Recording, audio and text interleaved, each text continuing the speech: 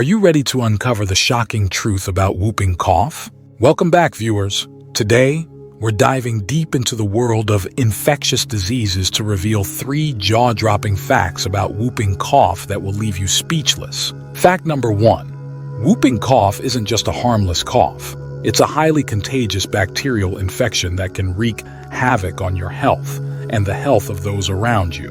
But that's not all.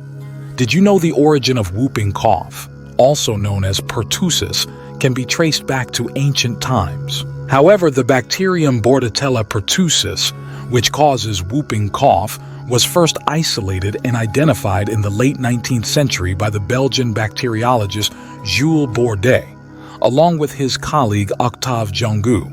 They isolated the bacterium from the respiratory secretions of patients suffering from the disease. The disease itself has likely been around for centuries, with historical records describing symptoms consistent with whooping cough dating back to the Middle Ages. Before the development of modern vaccines, whooping cough was a widespread and often deadly childhood illness. Vaccination programs have significantly reduced the incidence of whooping cough in many parts of the world, but outbreaks still occur, particularly in areas with low vaccination rates. The symptoms of whooping cough, pertussis, typically develop in stages and can vary in severity.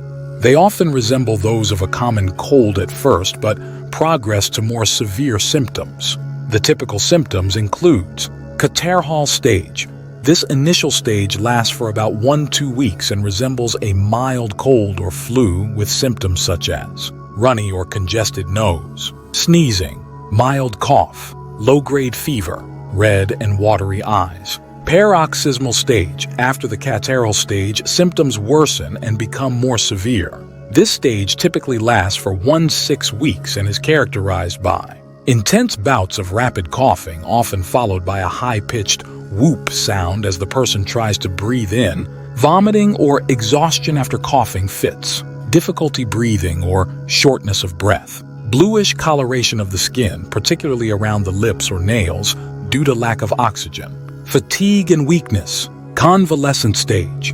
In this final stage, symptoms gradually improve over several weeks. Coughing fits become less frequent and less severe, but coughing may persist for several months. It's important to note that infants, especially those too young to be fully vaccinated, may not develop the characteristic whoop sound but can still experience severe complications, including respiratory distress or apnea, pauses in breathing. If you suspect you or your child has whooping cough, it's crucial to seek medical attention promptly, especially considering the potential severity of the disease and the risk of transmission to others, particularly vulnerable individuals such as infants. Fact number 2. Despite advances in modern medicine, whooping cough is making a comeback, with outbreaks occurring worldwide. But why? Despite advances in modern medicine, whooping cough is making a comeback due to several factors. Decreased vaccine effectiveness. The pertussis vaccine, while highly effective, does not provide lifelong immunity. Over time, immunity from vaccination can wane, leaving individuals susceptible to infection. This waning immunity is particularly noticeable in adolescents and adults who may not receive booster shots. Incomplete vaccination coverage. In some communities, vaccination rates have decreased due to vaccine hesitancy, misinformation, or lack of access to healthcare. When vaccination coverage falls below a certain threshold, herd immunity can be compromised, allowing the disease to spread more easily within the population. Evolution of the bacterium Bordetella pertussis, the bacterium that causes whooping cough, can evolve over time. Changes in the bacterium's genetic makeup may lead to strains that are better adapted to evade the immune system or resist the effects of vaccination. Improved diagnostic techniques. Advances in diagnostic techniques have led to better detection and reporting of whooping cough cases. As a result, outbreaks that might have gone unnoticed in the past are now more readily identified. Global travel and migration.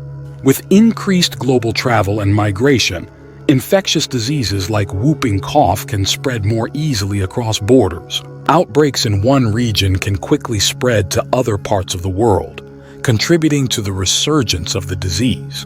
Environmental factors such as changes in population density, urbanization, and climate patterns can also influence the spread of infectious diseases. Crowded living conditions and close contact between individuals can facilitate the transmission of whooping cough. Addressing the resurgence of whooping cough requires a multifaceted approach, including maintaining high vaccination coverage, improving access to healthcare, enhancing surveillance and reporting systems, and conducting research to develop more effective vaccines and treatments. And finally, brace yourselves for fact 3. The key to stopping whooping cough lies in prevention, but are we doing enough to protect ourselves and our loved ones? The prevention of whooping cough, pertussis, primarily involves vaccination and taking precautions to reduce the spread of the disease. Here are the key prevention measures. Vaccination. The most effective way to prevent whooping cough is through vaccination. The pertussis vaccine is typically administered as part of the combination vaccine DTaP, diphtheria, tetanus, and acellular pertussis for infants and young children. DTaP is given in a series of doses starting at 2 months of age, with booster doses recommended at intervals up to 6 years of age. Adolescents and adults are recommended to receive the Tdap vaccine, tetanus, diphtheria, and acellular pertussis as a booster to maintain immunity. Pregnant individuals are also recommended to receive a Tdap vaccine during each pregnancy, preferably between 27 and 36 weeks gestation, to pass on protection to their newborns. Herd immunity. Ensuring a high vaccination rate in the population helps protect vulnerable individuals who may not be able to receive the vaccine, such as infants who are too young or individuals with certain medical conditions that contraindicate vaccination.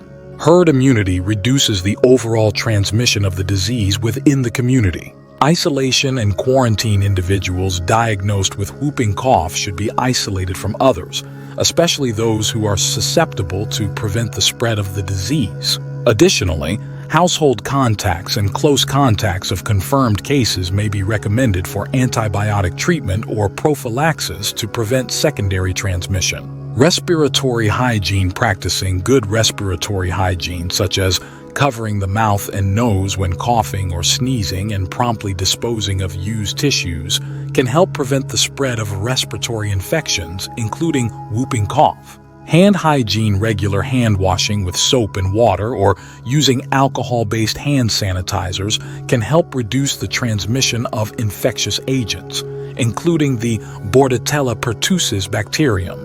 Avoiding exposure. Limiting exposure to individuals with symptoms of respiratory illness, especially if whooping cough is suspected, can help reduce the risk of infection. By implementing these prevention measures, individuals and communities can reduce the incidence and impact of whooping cough outbreaks. And there you have it, folks.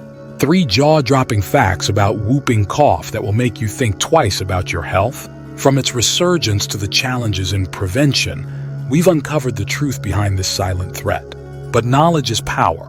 And now that you're armed with these facts, you can take proactive steps to protect yourself and your loved ones. Remember, vaccination remains our strongest defense against whooping cough. Stay informed, stay vigilant, and together we can fight back against infectious diseases. Thanks for tuning in. Don't forget to hit that subscribe button and join us for more eye-opening explorations into the world of health and science. Until next time, stay safe and stay healthy.